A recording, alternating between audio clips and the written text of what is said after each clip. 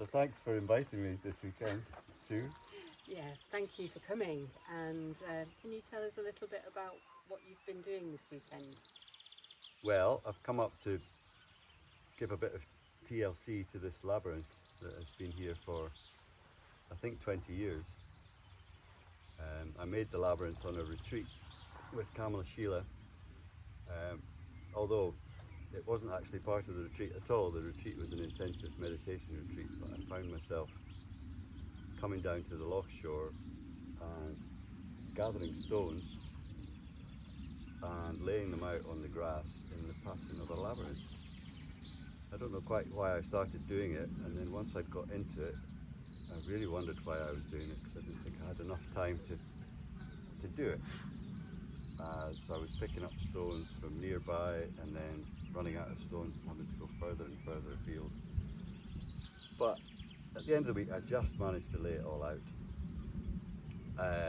But a labyrinth needs walked to get a life, and it didn't get walked because nobody really knew it was here. And over the rest of that summer, it disappeared under the long grass. And I think it probably more or less disappeared for 10 years.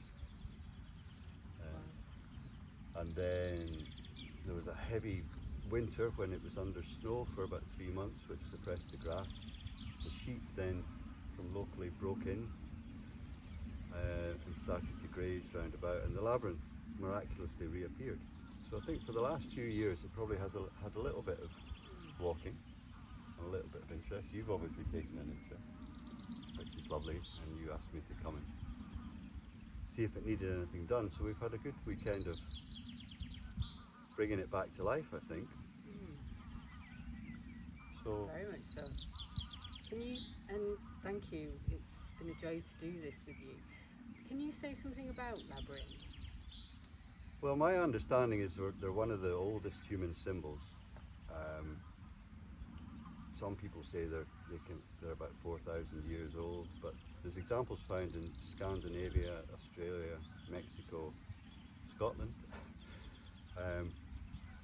going back into the mists of time. And I think it's not really understood what they were used for, but if you walk a labyrinth, you just kind of understand what it's for. It's a contemplative walking, really, and it's not a puzzle like a maze is, but it's just complicated enough that you need to pay some attention as you walk round. So if you're doing a walking meditation, it keeps you present and focused.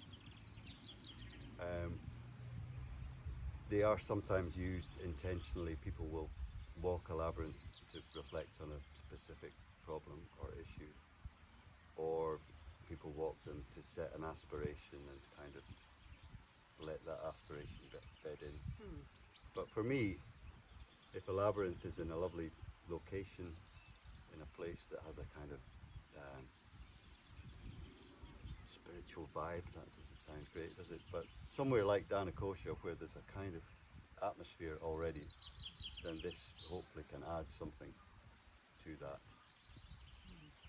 And you talked about having done it, doing the Metta Sutra? Yeah, well, I like to chant the Metta Sutta, and walking around this takes just about as long as it takes me to chant the Metta Sutta. So many times when I've walked it, it has had the Metta Sutta chanted in it. So hopefully that adds a little bit of the vibe as well. But yeah, chant what you like as you go around. Yeah. Take your choice. And I guess there is that invitation to come and walk it. And thank you for relaying it.